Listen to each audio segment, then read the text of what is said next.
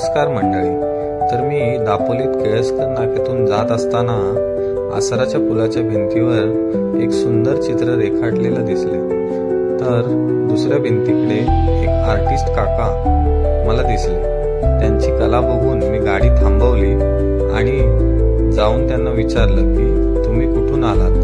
तर ते म्हणाले की मी दापोलीतलाच आहे। हे ऐकून खूप अभिमान वाटला की इतके छान कलाकार आपल्या दापोलीत आहेत। खूप छान चित्र रेखाटलं होतं आणि त्यांनी मोबाईलमधील फोटोचे चित्र हुबेहूब रेखाटलं होतं। त्या काकांच्या कलेला सलाम।